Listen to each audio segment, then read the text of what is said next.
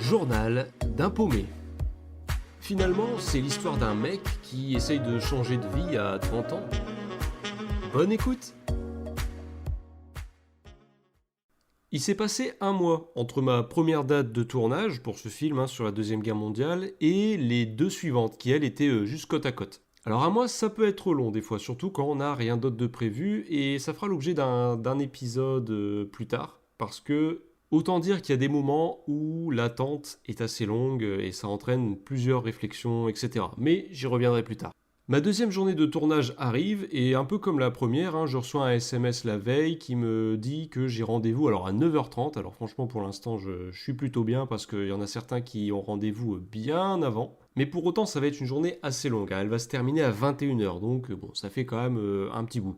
En fait, sur cette même journée de tournage, j'apprends que dans la ville, il y a plusieurs plateaux, plusieurs scènes sont tournées en même temps. Alors j'imagine que c'est pour un gain de temps et un souci d'organisation. Donc comme la première fois, je vais sur le lieu de rendez-vous. D'ailleurs, ce lieu n'est plus le même et en chemin, je vois les loges, quoi, enfin des caravanes, quoi, l'équivalent du moins qui sert de loge pour certains acteurs, etc.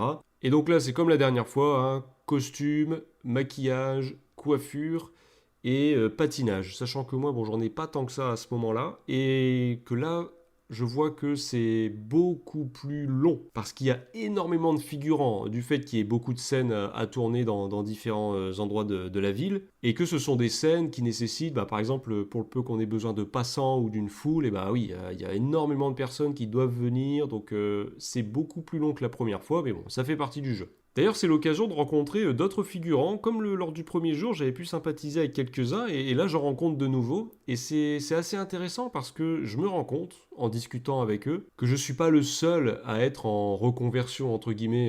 Je me souviens d'un mec, là, pareil, c'était son premier jour de tournage professionnel, et il était dans l'informatique de mémoire, et là, depuis peu, il avait arrêté, puis il s'était dit, vas-y, j'ai envie d'essayer, etc., tout ça. Et en fait, je me rends compte qu'on est plusieurs. Et c'est assez intéressant, puisqu'on a le temps d'attendre un peu, qu'on ait besoin de nous, et du coup c'est des discussions assez riches parce qu'il y en a qui ont vraiment de la bouteille et il y a certains qui racontent des anecdotes de tournage. Je sais qu'à ce moment-là il y avait eu déjà un tournage pour Walking Dead je sais plus c'est quoi le nom du personnage, mais bon, ça se passe à Paris, et il y en a un qui avait participé à ça, qui faisait justement il jouait un cadavre, et il m'expliquait que d'ailleurs il avait même eu une prime cadavre pour cette figuration-là, alors qu'un autre, il avait joué une scène plus en ville, enfin bref, c'était assez intéressant. Alors qu'un autre racontait par exemple qu'il avait été aussi sur le tournage du film Les Trois Mousquetaires. Et pareil là, au niveau des costumes, etc., apparemment c'était quelque chose à voir. Cette journée-là, je vais me sortir un peu plus utile que la dernière fois. Ça se passe à l'Hôtel de Ville de Paris. En fait, je me suis rendu compte qu'il y avait plusieurs plateaux, puisque quand on nous a amenés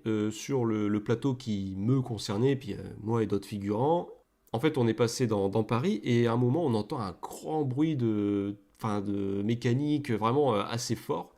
Et on se retourne, et c'était une rue qui avait été privatisée, et là, il y a deux gros véhicules allemands d'époque avec des chenilles là, qui traversent. Alors j'imagine, oui, c'était pour tourner une scène en particulier. Mais n'empêche, j'ai réalisé une chose, c'est que à l'époque où il y a eu vraiment des combats, etc., dans tout Paris ou même ailleurs, en voyant le vacarme que faisaient juste ces deux véhicules, je me dis que punaise, ça devait vraiment être impressionnant à l'époque, quoi. Entre ça, les tirs, les bombes, les avions, parce que oui, pareil à moi, il y a eu un énorme avion qui est passé au-dessus de nous pendant qu'on patientait encore avant d'être envoyé au plateau. Et je pense, vu la tronche de l'avion, que ça devait être en lien avec le tournage, mais bon, là, je suis pas sûr.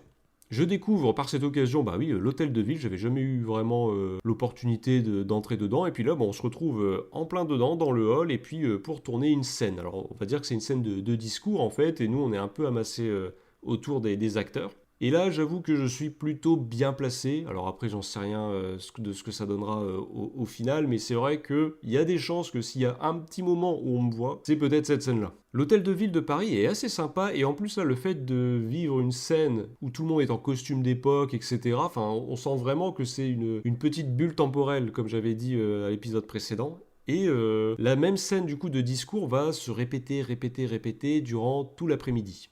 En fait, le réalisateur et l'équipe de tournage multiplient les angles de vue. D'ailleurs, au bout d'un moment, un des acteurs qui a un rôle assez important dans cette scène, il perd patience. Et en fait, ça a foutu un froid. C'est-à-dire qu'à un moment, il s'énerve, il dit non mais c'est bon, j'en ai marre, là j'en vois qui rigole en face de moi, est-ce qu'on peut être sérieux 2 minutes là j'essaye de donner le mieux de moi-même. Franchement, là, ça commence à m'énerver, quoi. Et en fait, il parlait de deux figurantes qui étaient hors champ, en fait, et qui apparemment rigolaient ou souriaient. Et c'est vrai que ça a mis un certain froid. Et pour autant, je dois dire que l'ambiance sur le tournage était vraiment calme, en temps normal, hein. Il n'y avait aucune tension. Je veux dire, les personnes de l'équipe de tournage étaient assez sympathiques, même les acteurs, etc. Il n'y avait pas de tension, parce que j'avais déjà entendu qu'apparemment, des fois, enfin, les figurants peuvent vraiment être considérés comme étant de la merde, quoi. Alors que là, pas du tout. Même le réalisateur et tout était vraiment très très calme, et je trouvais qu'il y avait quand même une certaine bienveillance. L'équipe de casting était présente et elle passait souvent pour distribuer de l'eau ou des petites madeleines, etc. entre les prises. Parce que c'était une scène assez longue du fait qu'on l'a tournée plein de fois, et en plus, on devait tous être debout. Et ça, j'avoue que à force, bah, quand il se fait 19h, 20h, bah, on sent qu'on a été debout toute la journée. Et du coup, des fois, il y avait des micro-pauses où voilà, tout le monde s'asseyait un petit peu.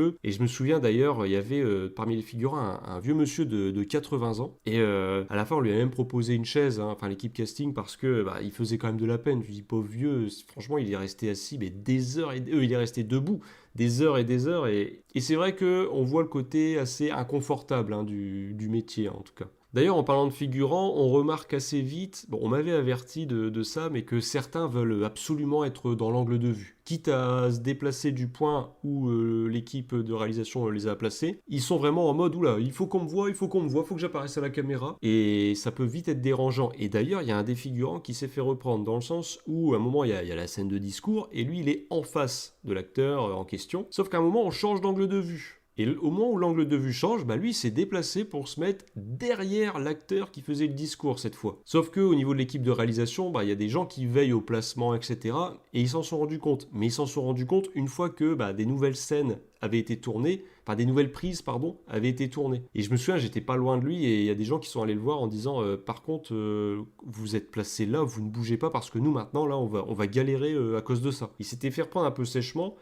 Et d'un côté, je peux comprendre, parce que on m'avait expliqué que oui, il y en a, ils cherchent absolument la caméra, et ils veulent qu'on voit leur tête. Mais si déjà pour ce genre de choses, ils n'arrivent pas à tenir le rôle, enfin, on peut pas leur confier des choses plus importantes. Enfin, je veux dire, bon, c'est fatigant les gens qui veulent chercher la lumière absolument, quoi, dans ce genre de situation. Donc on est vraiment plusieurs dizaines de figurants. On n'est pas quand même une centaine, mais on est quand même vachement nombreux. Et bon, il y a des petites choses un peu compliquées, du genre, bon, il y a un seul toilette, etc.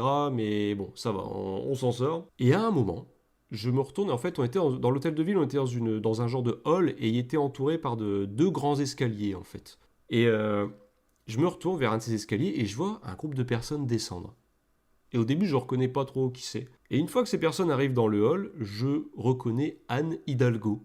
En fait, elle était là, quoi, avec bon, alors, un groupe de personnes, je sais pas si c'était ses conseillers ou j'en sais rien. Mais je la vois arriver tout sourire, alors c'était pendant une pause, hein, bien sûr, et elle se dirige vers l'acteur qui incarne le général de Gaulle, et elle vient vers lui en disant ah, je ne pouvais pas rater le général de Gaulle. Bon, bien sûr, elle le dit sur un ton beaucoup moins caricatural que moi, mais je trouvais vraiment que ça se donnait cette impression-là, quoi. Surtout quand je me rends compte que dans la politique d'aujourd'hui, j'ai l'impression que peu importe le bord, tout le monde se réclame du général de Gaulle, enfin bon, bref, et dans son expression du oulala, je ne pouvais pas rater le général de Gaulle, sauveur de la France, j'en sais rien. J'ai trouvé ça un peu hypocrite, enfin bon, bref.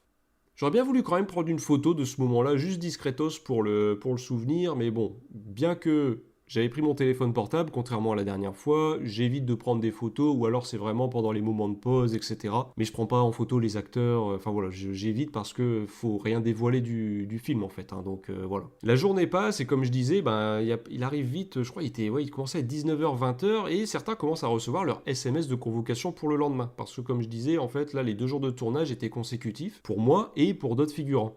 Et je me souviens, il y a un figurant juste à côté de moi, il reçoit un SMS, et il voit qu'il est convoqué le lendemain à 6h15 du mat. Et là, je l'entends râler parce que le jour même, là, il était déjà convoqué à 5h45. Et là, il voit qu'on va finir à 20h, et il trouve pas ça normal de faire 5h45, 20h, et le lendemain être à 6h15 à nouveau sur place. Et donc en fait, ce mec-là, bah, il a refusé de revenir le lendemain, je me souviens, parce que je l'ai pas revu. Et il avait déjà dit que si on lui payait pas l'hôtel ou je sais plus quoi, bah, il ne reviendrait pas. Il a tenu parole. Une fois que la scène se termine, il y a la plupart des figurants qui sont renvoyés chez eux, hein, au fur et à mesure. Et il y a une dernière scène qui se passe aussi du coup, au sein de l'hôtel de ville, mais pour lesquelles il y a beaucoup moins de figurants qui sont conviés. Et je fais partie de ceux qui sont appelés à être dans cette scène. Sauf qu'au vu de l'heure et au vu apparemment de la lumière que bon, le réalisateur voulait, etc., on fait plusieurs essais, mais le tournage de cette scène se fera le lendemain. Mais là, disons qu'au moins, il s'arrange pour faire la mise en scène, etc., pour gagner du temps le lendemain. Donc cette deuxième journée de tournage se finit de manière assez satisfaisante parce que j'ai sympathisé avec d'autres personnes, c'était vraiment agréable de parler avec eux. Au niveau de la nourriture, on se régale toujours autant, là on mangeait sous des tonnelles. Et comme la dernière fois, c'était vraiment un régal, et je trouvais qu'il y avait une bonne ambiance, quoi. Et puis c'était assez original, puisque on se trouvait tous entre personnes vêtues à la manière des années 40, et vraiment, ça donne une ambiance, une impression assez particulière. Autant la veille, j'avais eu du mal à m'endormir. En plus, je me souviens, il y avait quelqu'un dans l'hôtel qui faisait des bruits toutes les 5 minutes, je comprenais pas ce que c'était, enfin bon, bref. Autant là, je peux vous dire que la nuit qui a suivi cette journée, il a pas fallu me bercer bien longtemps, je me suis effondré. Surtout que le lendemain, j'étais convoqué à 7h30. Donc là, va falloir se lever plus tôt. Suite et fin du tournage, au prochain épisode. Journal d'un paumé, raconté par le paumé en question.